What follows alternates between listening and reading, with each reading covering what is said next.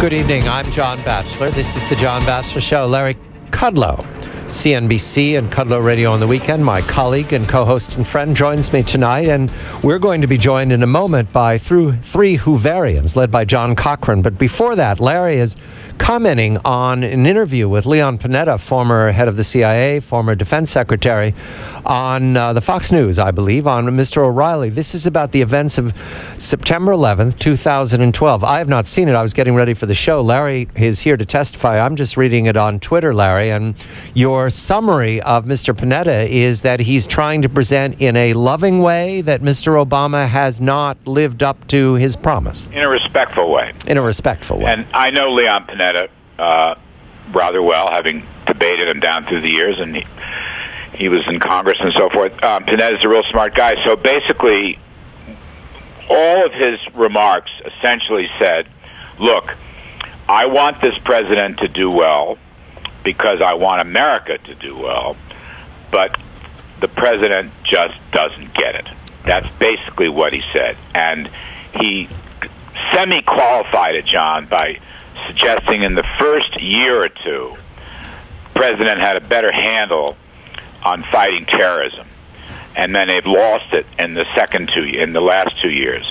But that one really doesn't hold much water because decisions made regarding Putin, for example, they were unaware.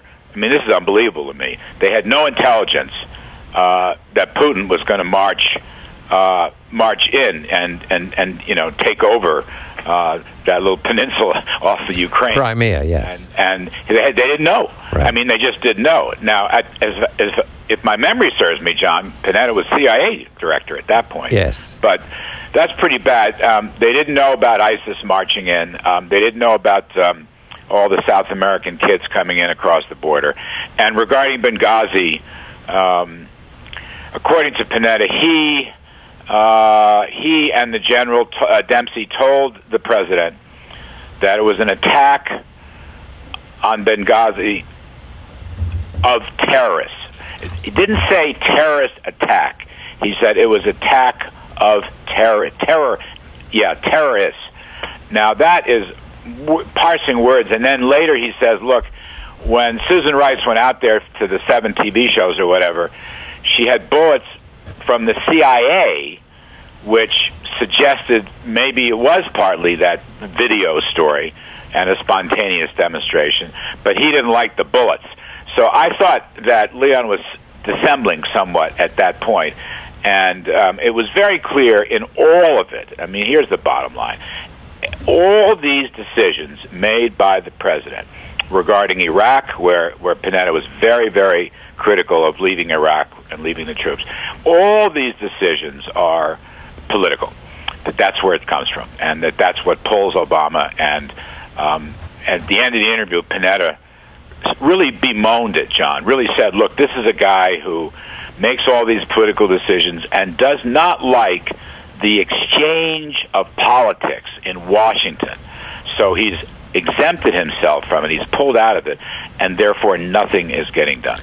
It's an accurate picture of a president who's driven by political decisions, and we turn now to our topic tonight, Larry, because it's another political decision made by the president to make income inequality the banner for the Democratic Party in the midterm election.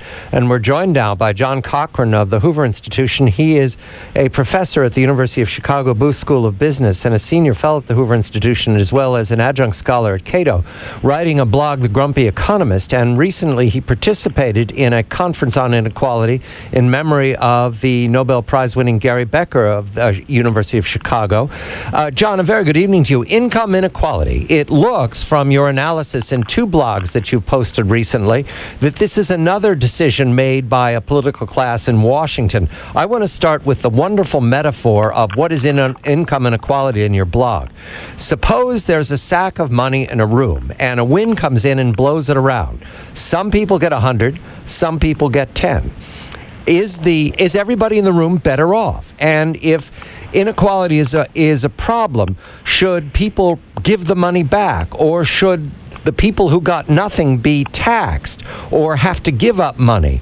What about the lucky ones who got the $100 a bill? Should they have to give it back? Is that the income inequality problem that the president and the Democratic Party are presenting to the American people? Good evening to you, John. Good evening. It's a pleasure to be here. Yeah, I think the main issue is whether we regard inequality as a problem all in itself or it's a symptom of other problems. John, you're coming in and out. We're going to redial you because we're having a difficulty with the Skype. When we get him back, Larry, we'll turn to his thoughts. But income inequality is a political campaign for the president right now, and he's much on the trail with it, Larry. The puzzle is that I don't think they've made the intellectual argument needed for us to understand the remedy. Well, I think that's true, and John writes about that extensively. I'm just going to look at it from the standpoint of solutions, because Obama, by his own admission, is saying we're not growing fast enough and we're not creating enough jobs. He's saying we've come a ways. We're much better than we were 5 years ago at the depths of the recession, but we have much more work to do. And then, John, he does raise income inequality, but he goes back to the solutions: raising the minimum wage, more fair pay, equal pay, clean energy, infrastructure, extending unemployment insurance. Not one of those is pro-growth. That's the point I want to make. Not one of those creates incentives for people to work, save, invest, and take risks. And it leads me to believe that Obama has an entirely different model of economic growth than the one that we are accustomed to using, and that John Cochrane is accustomed to using. It's just a totally different model. And fair pay and all this equal pay and minimum wages, this stuff is redistributive, but it's big government, and it has nothing to do with economic growth. Not one iota. And does it make people wealthier, Larry? No. Or does it make them more successful for the government to send checks out? That doesn't end poverty. I mean, there is a poverty trap, and his view would continue the poverty trap, and that's too bad, because some Democrats are better than he is on this, by the way. And I'm not going to blame the whole party, but I'm just saying. Oh, I'm looking just at the campaign right now, Larry, not the Democratic Party in toto. Well, they have to argue that Obama policies are succeeding on the economy. That's all they've got, and you had better jobs number. I mean, there is evidence that the economy is rising. Okay, but when you get into these specifics, I don't know. Look, polling says the minimum wage is popular. Okay, polling says that. Equal pay, fair play, it doesn't show up. Infrastructure, it doesn't really show up. Probably the only one that really shows up is the minimum wage. Extending unemployment insurance, surprisingly, is way down the list of people. Refinancing student loans may be popular in some circles, but not the whole country. So Democrats have to make an argument without any policy prescriptions. On the other hand, having said that, the Republicans are saying, I'm not Obama. And as you and I have talked for weeks, the GOP doesn't have any prescriptions either. They haven't laid out an agenda. We welcome back John Cochrane. We've got him back on the phone. John, we've been speaking of your policies without you. Forgive us, but I'd like you to make the statement about how income inequality is a drag on the economies, a piece that you've written on your blog that demonstrates again that there's no evidence of this. Good evening again, John. Good evening again, and I hope this time it's going to work out on the technology end. It's hard to make the case that fairly won inequality all by itself is a problem needing fixing. So inequality, if anything, is a symptom of other problems, but they want to make it into a problem. So they have to come up with some excuse why just being unequal by itself causes other problems. And that's awfully hard to come up with believable stories that we're ready to spend trillions of dollars on. But John, I thought this was a very, very, very good paper you've written. And let me just make sure I get this right. You're saying, A, inequality is not a problem, and B, what it is a buzzword for confiscatory wealth and expanding power of the state. Do I have that right? Well, we know what the answer is. This is all questions in search of an answer. And the answer is tax the heck out of high income and high wealth. Not really. Some people call redistribution. That's not going to happen. If it raises any money, it's going to go to the government. But really, just tax the wealth to get rid of the wealth. So you have to think that the inequality all by itself is a problem. Now, when you talk to people, they're sensible people, and it's always, well, inequality is a symptom of something gone wrong. The education system's gone wrong, so that causes inequality. Well, fine, let's fix the education system. But what good does it do to leave a rotten education system in place and just tax away the wealth of the rich people afterwards? That sort of doubles the problems. So one night I moderated a debate between Larry Summers and Glenn Hubbard. All right, for listeners, Hubbard was Bush's man and Romney's man. Summers, of course, was Obama's man.